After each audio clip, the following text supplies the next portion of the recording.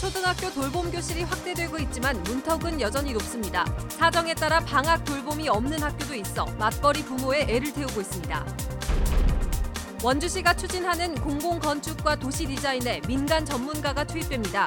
공공사업의 전문성이 강화되고 사업 간 연계성도 높아질 것으로 기대됩니다. 올해 2학기부터 고3 무상교육을 시행하기 위한 추경 예산안이 편성됐습니다. 예산안은 다음 달 도의회 심의를 거쳐 최종 확정됩니다. 강원 지역 개인소득 증가세가 전국 평균을 웃돌고 소비 성향도 높은 것으로 나타났습니다. 부채로 인한 가계 부담은 그리 크지 않은 것으로 분석됐습니다.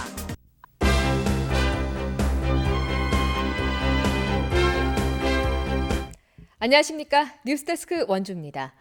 앞으로 약 한 달이 지나면 대부분의 초등학교가 방학에 들어갑니다. 아이를 맡길 곳이 없는 맞벌이 부부들은 발만 구르게 되는데요. 학교에서 여는 돌봄 교실은 여전히 문이 좁은 상황입니다. 이병선 기자입니다. 올해 자녀가 초등학교에 입학한 A씨는 입학 전 방과 후 돌봄 교실이 잘 돼 있다는 얘기를 듣고 기대했습니다. 직장에 다녀 아이가 하교하는 오후에 돌봐줄 수가 없었기 때문입니다. 하지만 20여 명으로 인원이 제한돼 있다 보니 저소득층과 한부모 가정 등의 우선순위가 밀렸습니다. 20번대의 대기번호를 받은 A씨는 결국 직장을 일시적으로 그만둘 수밖에 없었습니다. 학원을 알아봤죠. 그리고 그 3일 동안은 애를 케어하면서 이제 학원을 대체할 수 있는 게 학원밖에 없잖아요. 한 사람이 육아를 전담할 수 없는 맞벌이 부부에게 돌봄 교실은 필수지만 사정은 여의치 않습니다. 방학이 되면 상황은 더 나빠집니다. 학기 중에는 오후 5시까지 돌봄 교실을 열지만 일부 학교는 방학 중에 오전에만 운영할 예정이고 학교 사정에 따라서는 아예 돌봄 교실이 열리지 않기도 합니다. 올해 개교한 한 초등학교의 경우 여름부터 증축 공사에 들어간다는 이유를 들어 돌봄 교실을 열지 않습니다. 실내 먼지 들어오죠. 그다음에 큰 그런 소음, 진동 이런 것들이 좀 차량 출입하죠. 그러니까 그러면은 우리는 이걸 뒤로 겨울방학에 연장해서 하는 걸로 가자. 학부모들은 안전대책을 마련해 돌봄 교실을 열 수 있는데도 학교 측이 지나치게 소극적이라고 주장했습니다. 네네.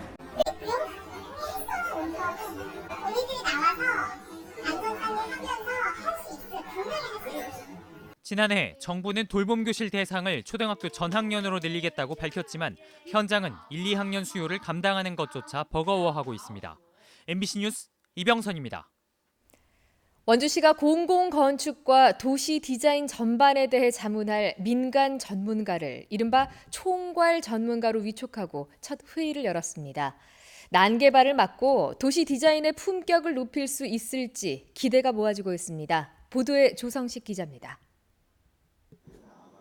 원주시가 추진하는 각종 공공건축 디자인 사업에 민간 전문가들이 힘을 보탭니다. 국토교통부로부터 위촉된 총괄 건축가와 5명의 공공건축가들이 원주의 공간환경 개선을 위한 계획 수립에 동참합니다. 앞으로 2년 임기 동안 국비로 인건비를 지원받아 운영되며 도시 재생 사업을 비롯해 생활 SOC 사업, 2억 원 이상 공모 사업 등의 자문과 조정 역할을 맡게 됩니다. 건축과 디자인 개선은 물론 공공부문 전반에 걸쳐 전문성을 강화하고 사업 간 연계성도 높인다는 취지입니다. 원도시 재생하고 관련해서는 부서 간, 또 시민과 행정 간, 그다음에 분야 간의 협력 모델을 찾아내는 것이 저희가 해야 될 일로 생각하고 있습니다. 당장 봉산동을 비롯해 중앙동과 우산동 도시재생사업 공모에 대한 자문에 나서며 옛 원주여고에 추진되는 복합 커뮤니티 센터와 옛 화장장터에 예정된 행정복지센터 등 주요 현안 사업에도 변화가 예상됩니다.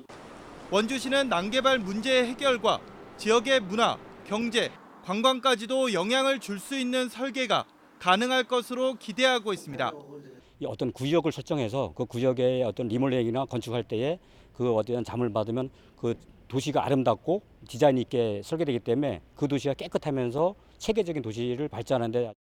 하지만 이미 계획 단계가 넘어선 사업의 경우 전문가 참여가 혼란을 주거나 자칫 사업을 지연시킬 수 있다는 우려도 사고 있습니다. 원주시 공공사업의 민간 전문가들이 주도적 역할을 담당하게 되면서 앞으로 도시 활성화에 얼마나 기여할지 주목됩니다. MBC 뉴스 조성식입니다. 올해 고3 2학기부터 무상교육을 추진하기 위한 추경 예산안이 편성되었습니다. 강원도교육청은 고3 무상교육 지원비 55억 원을 비롯한 제2회 추가경정 예산안으로 당초 예산보다 0.4%가 늘어난 3조 4,549억 원을 편성했다고 밝혔습니다. 고3 무상교육비 외에 차량 내 유아 카시트 설치와 내년 개교할 예정인 강릉 유천초등학교 시설 확충, 학교 공기질 측정비도 포함됐습니다. 추경 예산안은 다음 달 3일부터 열리는 강원도의회의 심의를 거쳐서 최종적으로 확정됩니다. 전국시도의회 의장협의회가 네이버의 지역 언론 배제 정책을 비판했습니다. 협의회는 올 4월 네이버가 모바일 뉴스 제공 방식을 변경한 뒤에 지역 언론이 생산한 뉴스가 모두 사라졌다며 네이버는 지역의 공공성에 대한 책임을 깨닫고 지역 언론 배제를 즉각적으로 철회해야 한다고 밝혔습니다. 또 전국시도의회, 군의회와 협력해 서울과 지역 미디어 상생 환경 조성을 위한 법과 제도 개선 작업을 진행하기로 했습니다. 도내 13개 사립대학 가운데 3개 대학에서 사학 비리가 발생한 것으로 나타났습니다. 박용진 의원이 교육부로부터 제출받은 자료에 따르면 원주 A대학은 지난 1994년 임용 비리와 입학 부정이 감사에 적발돼 당시 이사장이 실형을 받았고 2011년에는 모 직원이 1억 원의 회계 부정으로 실형을 받았습니다. 전문대학은 재단 횡령 및 회계 부정으로 강릉 B대학과 춘천 C대학은 각각 42억 9천만 원과 8억 8천만 원의 비위 금액이 드러났습니다.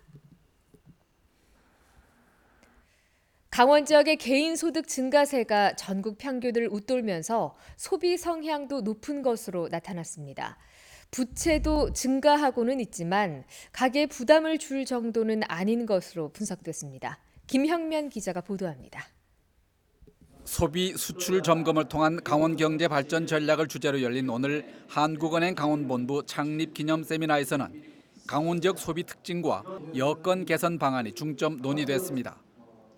먼저 강원 경제 성장률은 2016년 이후 2년 연속 3%를 밑돌았으나 민간 소비는 2014년 이후 연평균 3.5% 증가해 지역 총생산을 웃돌았습니다. 특히 강원 지역 평균 소비 성향은 2017년 기준 90.2%로 서울과 광주에 이어 전국에서 세 번째로 높았습니다. 이 같은 소비 성향은 상대적으로 안정된 개인 소득이 뒷받침한 것으로 분석됐습니다. 2017년 기준 개인 소득은 1,758만 원으로 전국 평균 증가율을 웃돌았습니다. 분야별로는 임금 근로자 소득 증가율이 전국 평균보다 높은 반면 자영업자는 전국보다 낮았습니다. 도내 가계 부채는 1인당 1,322만 원으로 전국 평균을 크게 밑도는 가운데 소득 대비 대출 비율도 72%에 머물러 가계 부담이 그리 크지 않은 것으로 분석됐습니다. 강원 경제 이 같은 여건을 감안할 때 민간 소비가 꾸준히 이어지도록 하기 위한 산업 정책이 무엇보다 중요합니다. 최근 강원도는 고령 인구가 늘어나고 있고 이들 계층을 중심으로 소비 성향이 낮아지고 있습니다. 이를 고려해서 고령 인구의 일자리 창출을 통해 보다 안정적인 소득 기반이 마련되도록 지원할 필요가 있겠고요. 한편 강원 지역 수출은 지난해 20억 달러를 회복하면서 지역 경제에 활력을 주고 있습니다. 하지만 미국과 무역 전쟁을 벌이고 있는 중국의 경제 상황에 따라 강원 지역 수출도 큰 영향을 받는 등 취약성을 노출하고 있습니다. MBC 뉴스 김영면입니다.